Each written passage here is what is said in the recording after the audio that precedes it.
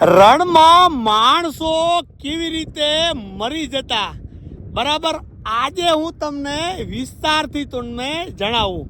જુઓ કે હજારો કિલોમીટરમાં ફેલાયેલું આ કચ્છનું રણ. અત્યારે જે રણ ઊભો છું તે મઢુતરાથી જે બેલા જાટાવાળા સીધો રોડ જાય છે વહુવા થઈને, એ રણમાં હું ઊભો છું. હવે તમને પાછળના કેમેરાથી બતાવું એટલે તમને એમ થશે કે રણની અંદર માણસો મરી જતા એનું એક જ વધારે કારણ શું હતું તમને બતાવું. જુઓ, એ પહેલા વસ્તુ તમને બતાવું, પછી તમે એમ કહેશો કે વાત તો સાચી છે. હવે આ ઝૂમ કરી અને તમને હું જે બતાવી રહ્યો છું, અહીંયાથી સામે એ આ જોયું, જે સામે એક બેટ છે અને અહીંયા તમને બધા આ પાણી ભર્યું છે ને એવો નજારો દેખાય. જુઓ, એ આ બાજુ બતાવો, સામે વધારે ફેસ થઈ રહ્યું છે. સામે બેટ છે 2 કિલોમીટરના અંતરે, અને આ બાજુ બતાવો એ આ બેટ. આ જોયું, આ તમને એમ લાગતું હશે કે પાણી ભર્યું છે, બરાબર. વાસ્તવમાં ત્યાં પાણી નથી.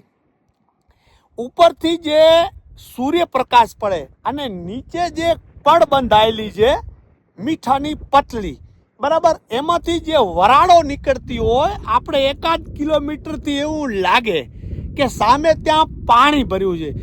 જે અજાણ્યા વ્યક્તિઓ આ રણની અંદર પેદલ સફર કે ઊંટ દ્વારા જતા આવતા ને, ત્યારે એમને એમ લાગે કે સામે ત્યાં પાણી છે, બરાબર, પણ પાણી ઉવા જાય તો એને એમ લાગે કે હજી આગળ પાણી છે. અને એ પાણી જે લોકોને પતી જતું, જે બહુ પ્યાસ લાગે, એટલે એમ થાય કે ચોમાસાનું પાણી થોડું બહુ મીઠું પણ હશે, પાણી ખારું હોય તો, પણ આ તો પાણી નથી. એટલે એમને શું થાય ખબર છે, એ આગળ જાય. હવે મેઇન પોઈન્ટ પર આપણે આવીએ તો જે મધ્યમાં જઈએ ને તો બરાબર ચારે બાજુ એવા ઝાંઝવા પડતો, તમને કઈ દિશામાં તમે જો ઉગમણું, આથમણું, અત્રાદું, દખણાદું, કોઈ વસ્તુની તમને ખબર ન પડે, બરાબર. એટલે શું થાય, કોઈ દિશા ના હુજે.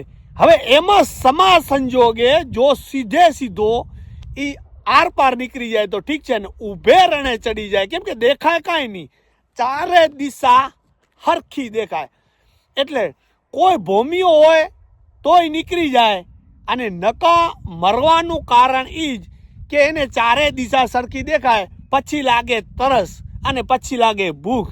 એટલે રણની કાંધીમાં કે મધ્યમાં રણમાં માણસો મરી ગયા છે ને, એ આવા જ કારણે મરી ગયા છે. હવે તો જો કે જતા નથી, પણ જે ભારત પાકિસ્તાનનું જે લોકો યાત્રા કરતા, જે ટાઈમે છૂટી હતી, અને અમુક જે છાના માણસો જતા, એ મરવાનું મેન કારણ આ જ હતું, બરાબર. અને ઘણા બધા બીજા કારણે પણ લોકો મરી જતા, જેમ કે કોઈ રણના એવા પ્રાણી હિંસક હતા, એ પણ સામે આવતા તો એ આગ દ્વારા ભડકાવતા લોકો.